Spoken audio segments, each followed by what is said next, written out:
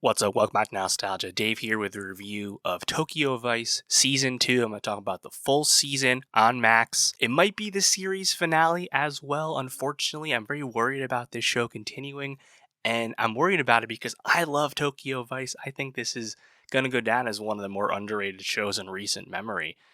I think it's fantastic for many reasons. I took a lot of notes about Season 2, so we're just going to go in and talk at length about what makes this show so great and what I liked about season 2 specifically, episode by episode, because this might be our last time we get to talk about it. I'm worried. Zaslav over at Warner Bros. Discovery has been canceling stuff. That was a Max original. Remember, this is not an HBO production, it's a Max production, and all of those are slowly going away as WBD is consolidating their content spend in their quest to make Max profitable and cut down on the Warner Bros. Discovery debt, as we all know, and Tokyo Vice might be a casualty with that. Well, I'm sure we'll find out pretty soon. Tokyo Vice is going to go down as one of the more underrated shows in recent memory for, I think, just a bunch of simple reasons. This is an excellent show about character dynamics. This is the most accomplished show to ever film in Japan. This show did more in Tokyo filming than Japanese productions have done.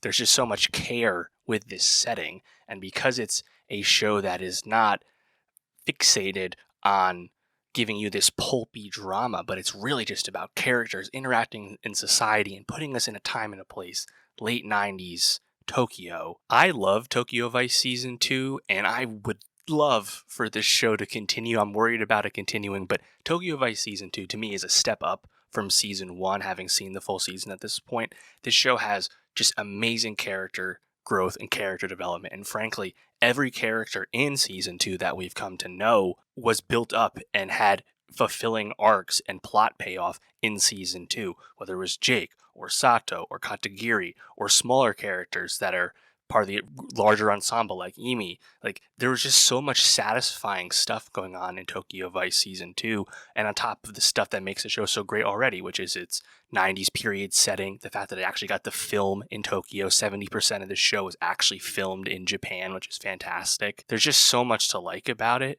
and I think it's just executed on such a high level that I love this show so much, and I really hope it gets to continue.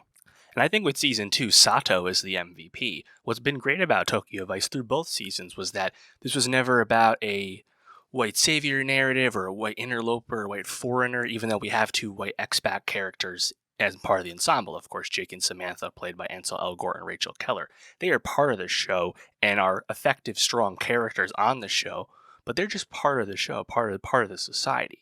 And Sato, I think, starts off as a smaller character in Season 1. Sato got to do a lot this season, and I think Sho Kazumatsu, fantastic as Sato. I love him. I can't wait to see him act in more stuff. I thought he was great. And I think everything from the Yakuza angle on this show, with the conflict with the Shirakai versus Tozawa, and Tozawa, gathering power, I thought all that was really compelling throughout. And I think and it happens with Sato, the build up to Ishida being killed in Samantha's club. I think it really speaks to how this show works, where you feel bad that Ishida gets got because he's portrayed as an honorable guy, even though he's still a gangster, he's still a criminal, he's still a bad guy, quote unquote, and is not a saint by any means, but you feel bad, right?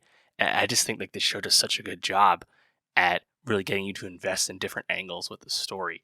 And I think Sato really is the propellant through most of this season. I love the stuff with Sato's brother, Kaiko, being brought in the Shirakai against Sato's will. And of course, one of the new characters who is established early on as probably going to be a conflict with Sato, which is Hayama, this kind of loose cannon figure in Shirakai. And once Ishida's gone and Hayama and Sato go at odds, like, oh man, I think everything with that I thought just paid off so well. And the stuff with his brother, like, you feel so bad, right? But like, I think Kazumatsu, he's able to really portray a lot of, I think, anguish on his face as an actor, and the conflict that he has as he starts to feel this burden, and he's worried about people being close to him being brought into danger. Like, I think everything about the Sato arc works really great. I really liked how they built up Imi this season, as well as Jake's buddies at the paper as well. All of Amy's team.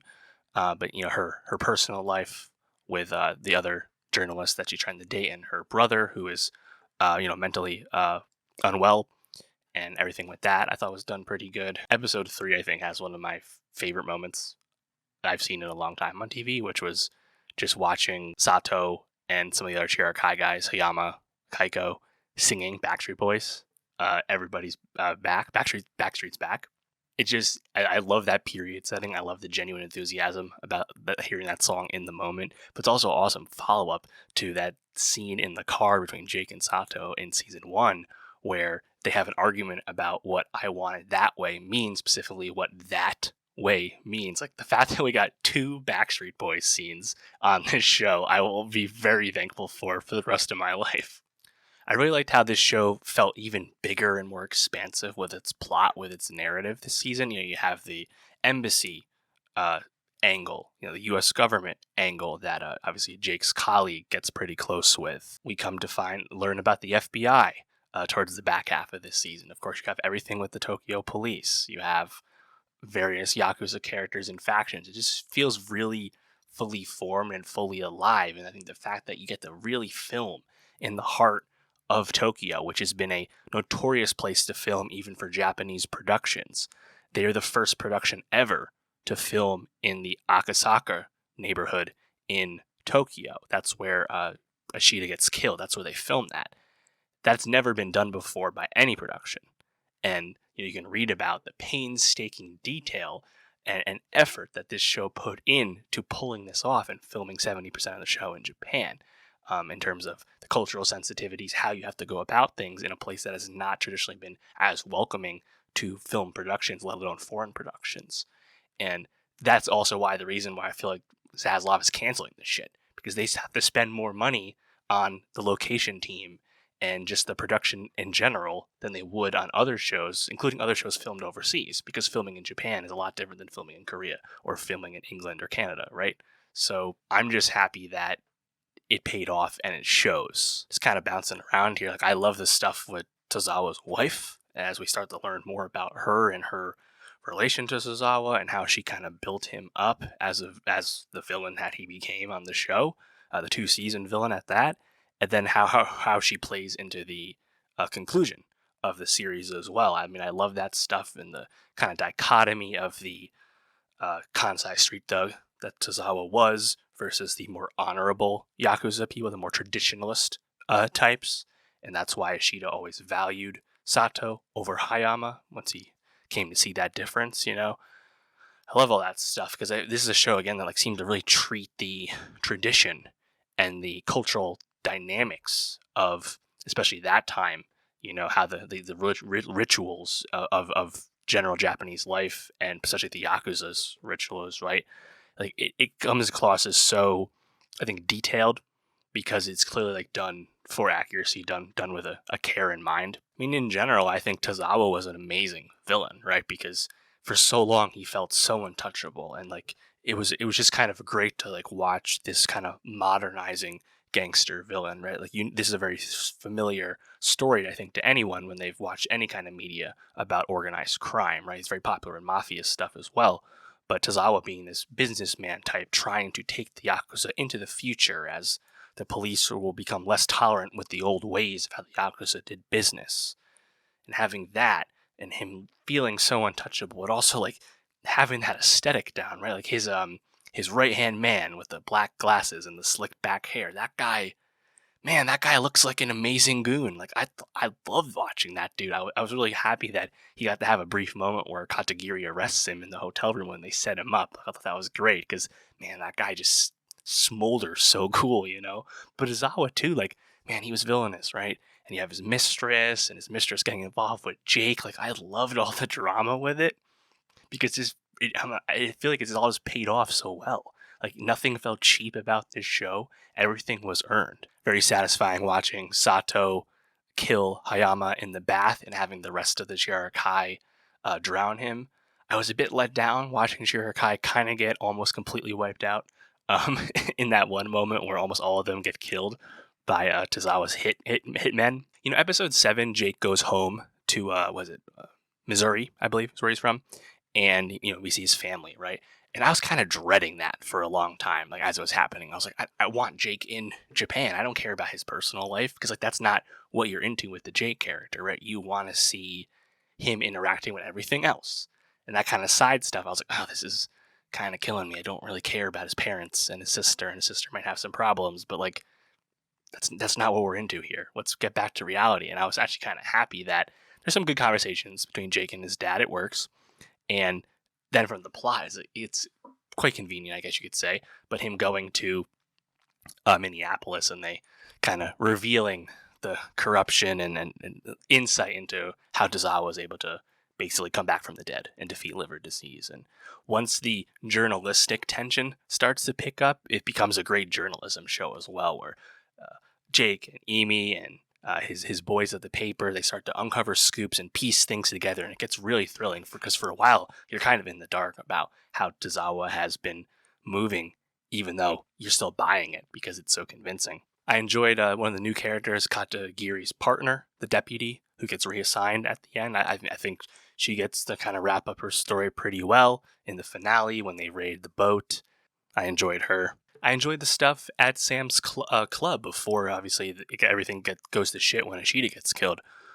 Erica, the one of the hostesses there, her dynamic with Sam, her dynamic with Sato as well, and the complexity of that relationship and dating someone in the Yakuza who seemingly is also great with your kid, you're the single mom. Like, I thought that was done quite well. Man, there was just so much satisfying stuff about this season. I just really loved it. In episode 9, when Tintin gets stabbed, I was like kind of expecting him to be dead, honestly. Like, we haven't really lost a core character in a while, not since the other police deputy sergeant gets killed at the end of season 1. He actually survives though, but I mean it was pretty effective nonetheless. Just watching him, like you kind of sense it happening, right? He's just gonna get got, and he does. The stuff with the videotape, this and who did that, and you think it's Baku the whole time, and it ends up not being him, and ends up being Emi's other superior. I thought that was done pretty well, and the presentation of ethics in journalism and protecting access versus telling the truth the entire time, pretty compelling stuff. Just got a note, Katagiri's car, the red car, kind of reminds me of the red Saab in Drive My Car. It's not quite as iconic as that, but anytime there's a memorable car on TV or film, it always stands out to me. I mean, what more can you say about Ken Watanabe, too, as Katagiri? Just effortless charisma, effortless presence, but also I think Tozawa, Sato, Ishida, there's so many, Tozawa's right-hand man with this like back head, there's so many people that just chew the scenery and look great the whole time. Even like people that are barely on the show, like Tanaka, in the Yakuza leadership. That was great. Man, I feel like I'm just gassing the show this entire time, but I really loved it, and I just have this sense of dread that this is the last we're going to get of it. Honestly, it's also quite the comeback for Ansel Elgort, we have to say. Whether you like him or not, obviously he's had some allegations that are several years old at this point. Nothing came of them, but this was quite the, I think, role from him. Obviously, him and Rachel Keller learning Japanese for this show, not an easy language to learn, quite the commitment. But I thought he did pretty well. He doesn't have any other projects lined up from what I can see, but I thought he acquitted himself well. And for, I think for a while, what a criticism you could have is his character is Jake Adelstein. Jake is portrayed as like a great journalist, like almost the entire time in season 2. I was kind of happy that towards the middle of the season, he gets chewed out by Emi and basically kind of like sidelined or like, grounded, you could say, just because he was presented as so infallible for such a long time that I think it was good to have his wings get clipped at least a little bit. Kind of reminds me of the criticism that the Jake Adelstein memoir in real life, that of course this show is based on, received, right? Where a lot of people kind of called bullshit on a lot of the real Jake Adelstein's claims. Nonetheless, great inspiration because I think this show is awesome. I want the show to continue. And if they do make a season 3, they've almost kind of set up an opportunity for Rachel Keller to not be as involved, right? Because Sam's going to do some soul searching. But there's still plenty to get involved with, just as the modernization of the world, right? We get into the 2000s and how the Yakuza operates will begin to change. There's plenty of meat left on the bone, but unfortunately, I'm a bit worried, as I've been saying. But yeah, let me know, what did you think of Tokyo Vice Season 2? Are you as over the moon as I clearly am about it? What was your favorite moment? There were so many great character moments, so much great plot payoff, so much just general excellence. What did you like the most about it? Please let me know. And for more TV reviews, subscribe, and I'll see you next time.